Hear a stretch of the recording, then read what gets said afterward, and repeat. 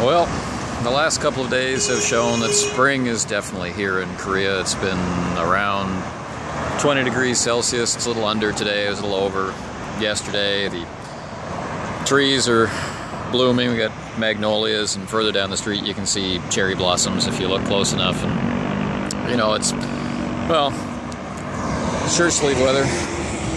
And already behind me you can see the infamous, or maybe famous, cherry blossoms, and behind me over here, you know, we've got yellow things. I'm not that much into plants. I'm a very urban animal. The magnolias have been out for a week, so they pretty much finished their course.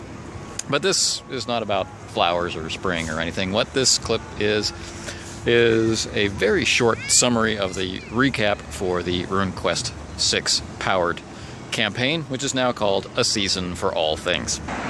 So basically what's happened is this. The characters were chosen for one reason or another to be involved with what is essentially a combination of a religious and philosophical pilgrimage from one of the older cities in the human settlements. And they're basically traveling across their known world, right? So they're traveling through rolling grasslands and across a huge mountain range and then down into this desert. And the sands of the desert are made out of glass, so the passage through it is quite dangerous and arduous.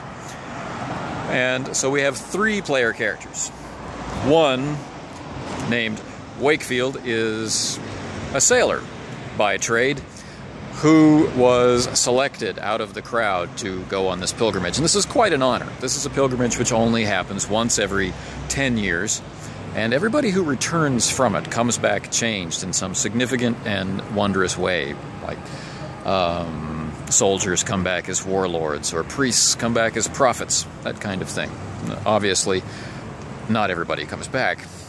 So Wakefield was handpicked by the priests to go on this pilgrimage, and this is something which bothers the character greatly.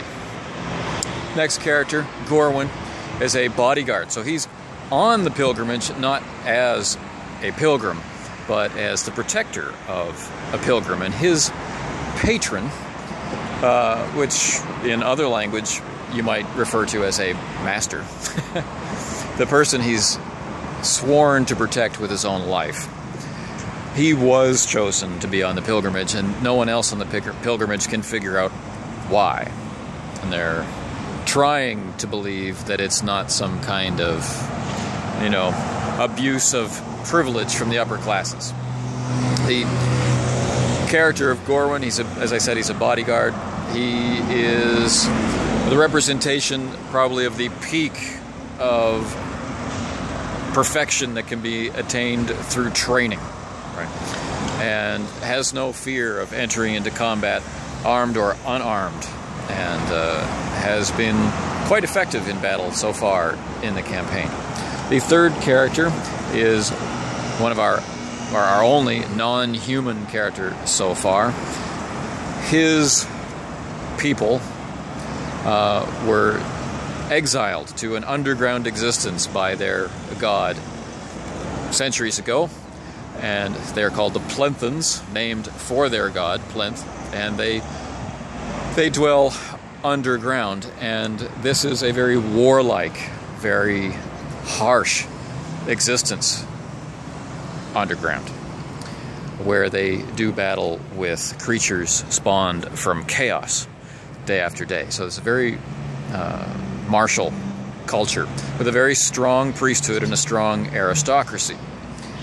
And our character has been exiled from his people because he believes in a heretical position, which we detail in the clip on magical tradition. So I'm not going to describe it here, but let's just say that he also is a mystically enhanced warrior, and his exile has brought him into being a part of this pilgrimage. He was also selected by the high priests to travel on this pilgrimage, and if he is successful, then he will be an agent of change in his culture, because obviously what he believes would not be heresy.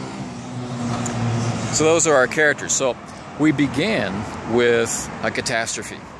Basically, the world felt like it turned upside down. The sun stopped in the sky, and there was a massive storm. The ground became like a whirlpool, and the pilgrims were scattered across the desert. But also, many of their companions are left scattered around them, horribly warped and twisted by the forces of chaos, meaning they're slowly dying on the glass sands of the Desert of Screams. And so the opening session of the campaign dealt very firmly with themes and scenes of euthanasia. It's not the normal way to begin a campaign, but this is where we went, finding fellow pilgrims absorbed by melted rock, with their outsides inside, with their limbs relocated. They had some hard decisions to make, and make them they did. And they, as players, began to joke about being the mercy killers. But as characters, it set the tone.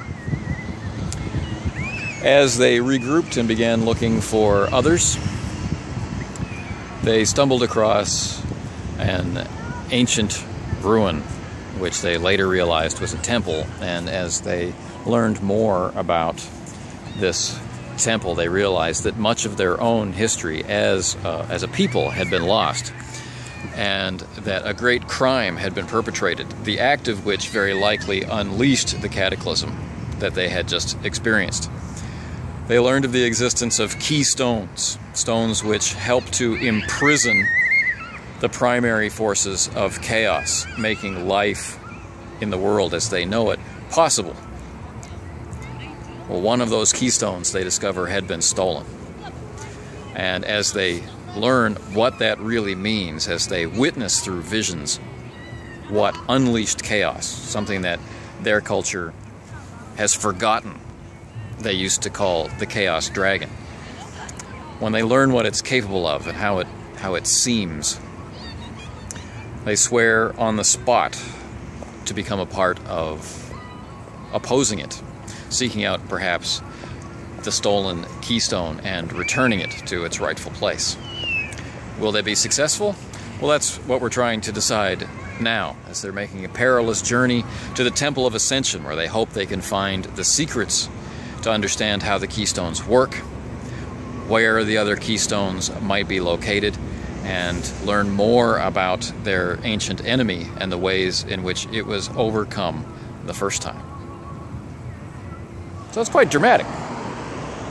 Now, a lot of incidental things happened along the way, which you can read about on the blog, but as it stands now, the characters are trekking across the desert to try and reach the Temple of Ascension, where they hope they can learn more about these keystones, learn more about the Chaos Dragon, and learn more about what they can do as people to get involved in what they see as obviously the grand quest of the millennium.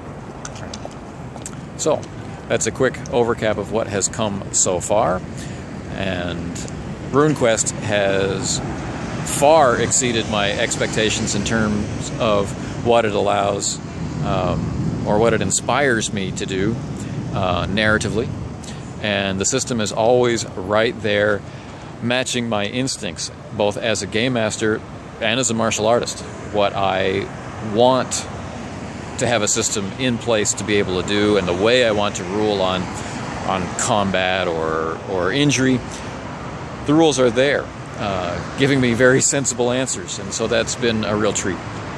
And further videos will come as we get into more and more of the system and start dealing with cults and other organizations and the development of experience as the characters change as a result of their journeys. So I hope you'll join me for that.